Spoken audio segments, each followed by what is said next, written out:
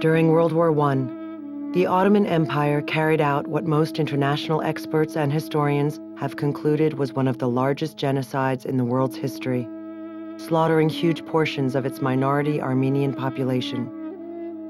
In all, over 1 million Armenians were put to death. To this day, Turkey denies the genocidal intent of these mass murders. My sense is that Armenians are suffering from what I would call incomplete mourning. And they can't complete that mourning process until their tragedy, their wounds, are recognized by the descendants of the people who perpetrated them. People want to know what really happened. We are fed up with all these stories, denial stories and propaganda and so on. Really, the new generation want to know what happened in 1915. How was it possible for a massacre of such epic proportions to take place? Why did it happen?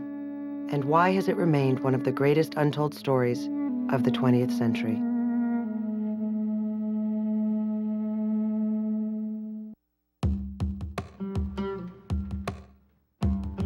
The Armenians. There are between 6 and 7 million alive today, and less than half live in the Republic of Armenia, a small country south of Georgia and north of Iran. The rest live around the world in countries such as the US, Russia, France, Lebanon, and Syria. They're an ancient people who originally came from Anatolia some 2,500 years ago. The king of Armenia was the first ruler to adopt Christianity as the official state religion in the year 301, even before the Roman Empire. The Armenians have their own alphabet and distinct language, and over the centuries developed a rich cultural and intellectual tradition.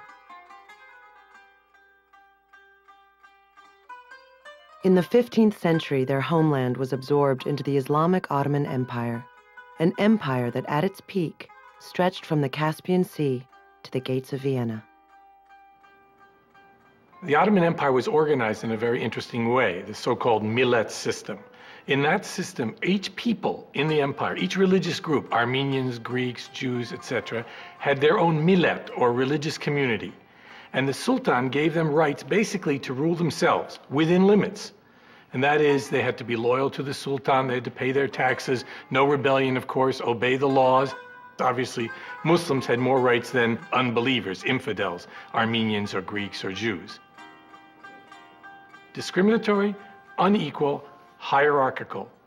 But if you obeyed, you could get along. And Armenians did rather well for centuries, actually.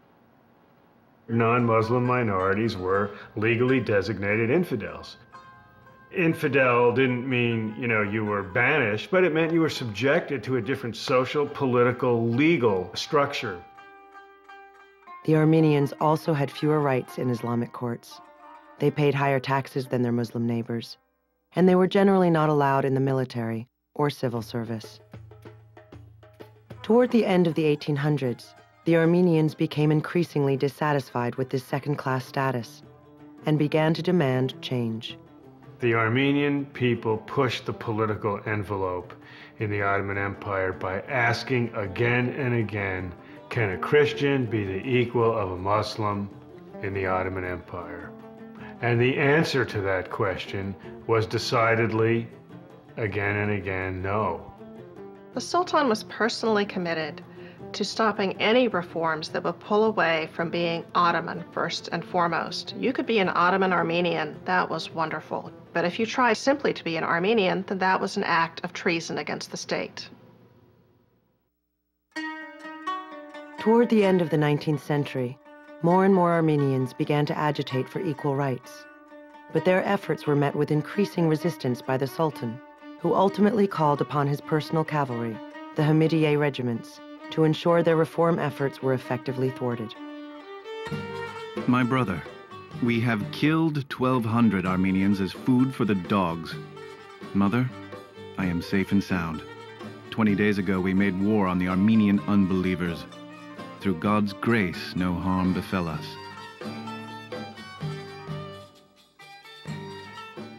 That Hamidai army would end up massacring tens of thousands of innocent people in the next couple of years during what would soon be called the Hamidian massacres.